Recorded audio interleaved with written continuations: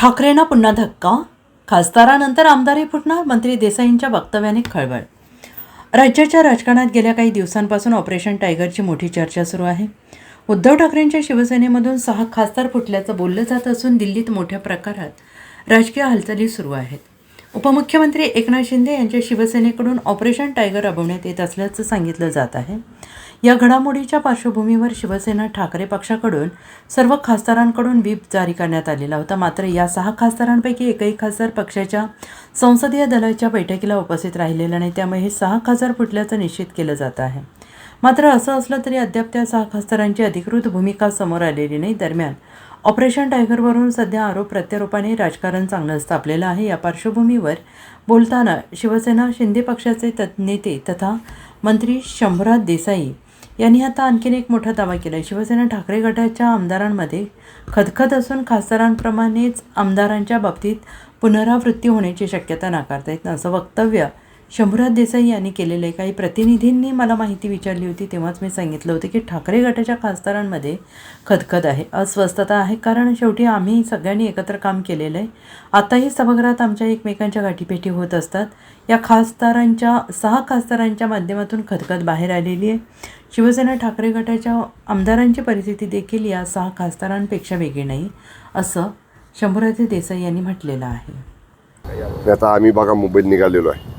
त्यामुळं आता जेव्हा काल संध्याकाळपर्यंत आम्ही सातारा सांगली स्थानिक स्वराज्य संस्थेच्या निवडणुकीच्या मतदान प्रक्रियेमध्ये होतो. ती संपल्यानंतर पक्ष कार्यालयामध्ये तालुकानिहाय विधानसभानिहाय कसं मतदान झालं त्याची या ठिकाणी आकडेवारी आपण कळवली. त्यामुळं आता आज गेल्यानंतर कळेल व्यासपीठावरती पक्षाच्या की नव्यानं कोण कोण येतं आहे का, हे आता गेल्यानंतर पाहावं लागेल. साहेब, हे जे टायगर ऑपरेशन टायगर आहे या संदर्भात अशी एक चर्चा सुरू आहे की आमदारांच्या बाबत सुद्धा असंच एक ऑपरेशन होईल येत्या काही दिवसात. काय बघा तुम्ही, 4 दिवसापूर्वी जेव्हा ही ऑपरेशन टायगरची चर्चा सुरू झाली, 1-2 वाहिन्यांनी मला फोन घेतला होता. मी प्रवासामध्ये होतो आणि त्याने विचारलं मला असं काय आहे का. तेव्हा मी काय सांगितलं होतं की खासदारांच्यामध्ये उबाटा गटाच्या खदखद आहे.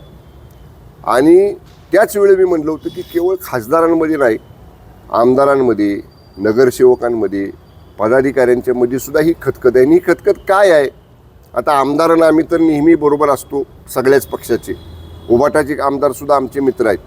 पण सभागृहामध्ये विधानसभेचं काम अधिवेशन चालू असताना किंवा मंत्रालयामध्ये भेटताना अनेक आमदार खदखद व्यक्त करतात की आम्हाला पाठबळ जे पक्षाचं पाहिजे, पक्ष नेतृत्वाचं पाहिजे.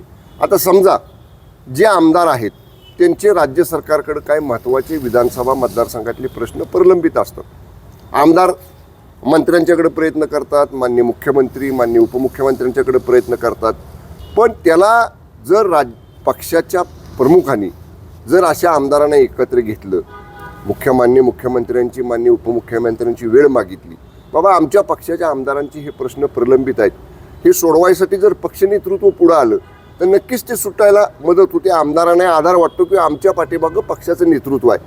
आमदार खाजगीमध्ये सांगतात की असं काहीच 2 वर्षात झालं नाही. आता 24चं इलेक्शन झालं, 1.5 वर्ष होत आलं, आतासुद्धा काही झालं नाही. त्यामुळं आमदारांना शेवटी मतदारसंघातले प्रश्न त्यांच्या जनतेला द्यायचं उत्तर यामुळं ते अस्वस्थ आहेत. त्यामुळं कदाचित जसं आता ऑपरेशन टायगर हे खासदारांच्या बाबतीत घडलं, मी म्हणजे अधिकृत सांगू शकत नाही, पण ही खासदारांच्या मध्ये जशी खदखद होती ना तशी किंबहुना त्यापेक्षा जास्त खदखद ही आमदारांच्या मध्ये आहे, उबाटा गटाच्या. साहेब, आपली ब्युरो रिपोर्ट SBN मराठी.